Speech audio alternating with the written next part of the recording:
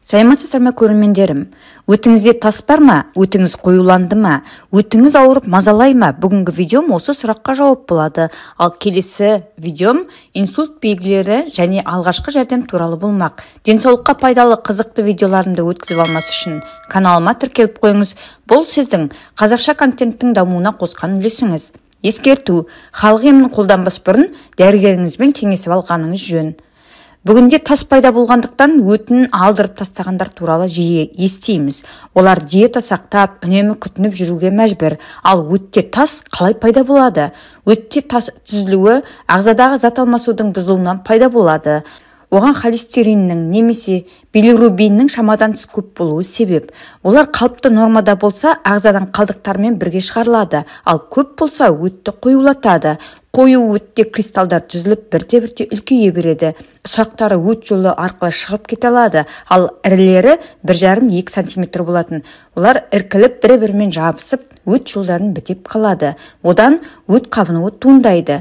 Статистикалық деректерге қарағанда, әлемде әрбір 10-шы адамда кездеседі. Өтте тас түзілуі әйелдерде еркектерге қарағанда 5 есе артық кездеседі. Әсіресе семіз, қимыл қозғалысы аз, алкогольге, майды қуырылған, тұзы ащы, ысталған тағамға құмар, экологиясы нашар аумақта тұратын, созылмалы, тұқым қуалайтын, әулетінде ағзаға тас түзілуіне бейімділігі бар адамдардың бұған шалдығу қаупі жоғары болады екен. Бұл ауру көпке дейін мазаламай дамиды, кейін оң жақ қабырға астында салмақ, ауырсыну сезілетін болады. Ол әсіресе майлы, қуырылған тағамнан соң күшейеді. Мұндайда асқазан қорытпай мазалайды, науқас себепсіз тоңады, терлейді, тез шаршайды, ашуланшақ болады. Науқастың үлкен дәретінің түсі, көзінің, терісінің түсі сарғаюы мүмкін. Ертеректе анықталса, бұл аурудан дәрі-дәрмекпен емделуге болады. Асқынып кеткен жағдайда оған қарсы ота жасау қажет. Ал операциядан соң аса сақтық күтім қажет. Өйткені ауру кез келген жағдайда қайта өршуі ықтимал. Сондықтан арнайы диета ұстап, дәрігер берген дәріні уақытылы қабылдап тұру керек. Ол бауыр жұмысын, өт құрамын, өт қабының тонусын көтеру үшін қажет. Осы орайда төменде атап көрсетілетін өсімдіктерден жасалған дәрі-дәрмектердің көмегі зор. Қырыққабат шырыны: ақбас капуста шырыны өт бөлінуін ынталандырып, оның құрамын жақсартады. 300 грамм шырынын сығып алады. Осынша мөлшерде зәйтүн майын дайындайды. Оны аш қарынға тамақтан соң 6 сағаттан кейін ішіп тұру керек. 3 ас қасық зәйтүн майына 1 ас қасық капуста шырыны қосылып ішіледі. Мұны дайындалған дәрмек таусылғанша әрбір 30 минут сайын қайталау керек. Емді 3 мәрте арасында 7 күн үзіліс жасап жүргізеді. Бақ-бақ тұнбасы: бұл бауырдың жағдайын қалыпқа келтіреді, жұмысына белсенділік береді. Тұнбаны әзірлеу үшін бақбақтың жапырағы мен тамырын жуып, ұнтақтап, эмальді ыдысқа салады. Үстінен 250 мл қайнаған су құяды, баяу отта 20 минут ұстап, суытып, сүзіп алады. Тұнбасын күніне 1 мәрте стаканның 4-1 мөлшерінде ішіп тұрады. Қайың жапырағының тұнбасы: мұны дайындауға кептірілгенде балғын да жапырақ жарай береді. Уатылған жапырақтың 2 шай қасығын ыдысқа салып, үстінен 1 стакан қайнаған су құяды.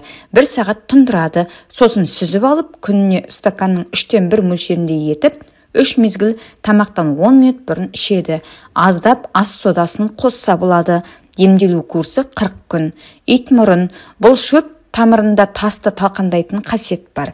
2 ас қасық мөлшерінде уатып алып, ыдысқа салады да, үстіне 1 стакан қайнаған су құяды. Сосын баяу отта 20 минут қайнатады да сүзіп алады.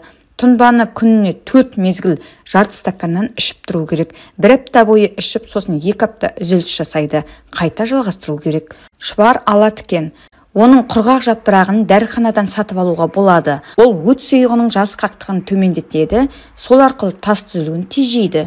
Оның ұнтағын күніне 3 мезгіл тамақ ішуден жарты сағат бұрын қабылдайды. 1 шай қасығын ауызға салып, 100 грамм жылы су ішіп жіберу керек. Емдеу курсы 2 апта. Дәрілік шөптер жиынтығы: 1 ас қасық цикорий тамыры мен жалбызды ыдысқа салып, үстінен 1 стакан қайнаған су құяды. Су моншасында 5 минут ұстап, сосын сүзіп алады.